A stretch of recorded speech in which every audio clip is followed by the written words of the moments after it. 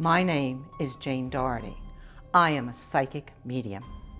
I see the future and I talk to the dead. I am New Jersey's original psychic medium ghost hunter. I have investigated some of the scariest places in the nation. Everything you see really happened. These are my stories. I came to this field more than 30 years ago as a die-hard skeptic, a high school teacher, a good Catholic wife and mother who was sure this was all fake. I was not born with the ability to open. I was driven by my need to know the truth and started my own journey of exploration to either prove or disprove whether the ability is real. The rest, as they say, is history. I'm often asked about my most memorable investigations, and truthfully, that's a pretty long list. I would have to include a visit to the Lizzie Borden house in Fall River, Massachusetts, and I can tell you who actually committed the murders, but it wasn't who you think. An investigation I led at the William Heath Davis house in San Diego, California, where a ghost madam actually tried to recruit me for her nearby brothel.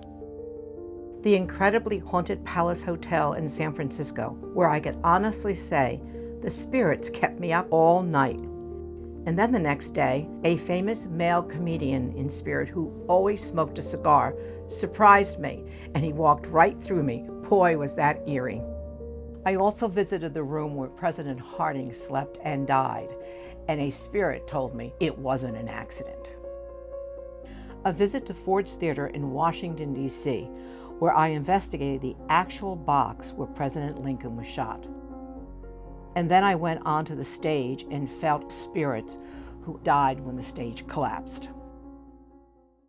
One of the most unnerving ghost investigations I've ever done is in a private home in New Jersey. On a scale from 1 to 10, this was definitely a 10.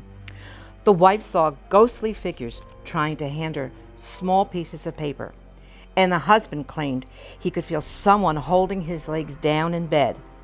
The minute I entered the house, I could feel this heavy, suffocating feeling, and there was a crowd of spirits just trying to get my attention.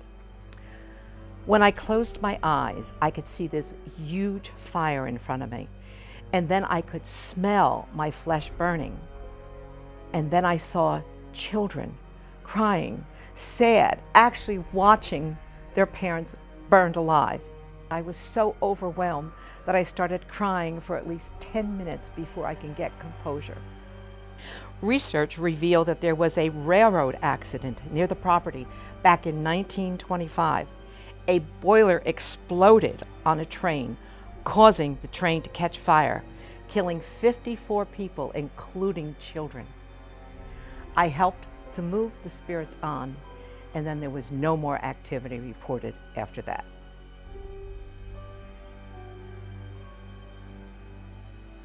Back in 1988, I was a bit of a trailblazer. I offered the first public seances and ghost tours in New Jersey. But in the beginning, it wasn't easy. I was frequently challenged by skeptics, even while I was serving as president of the Jersey Society of Parapsychology.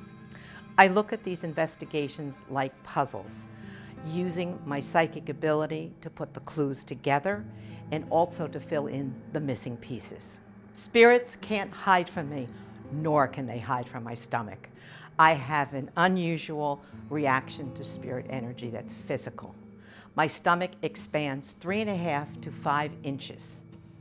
I often tell my clients, my friends, and my family, talk to your spirit loved ones. They can hear you. I firmly believe that they want to keep the lines of communication open between the two worlds, just like you do.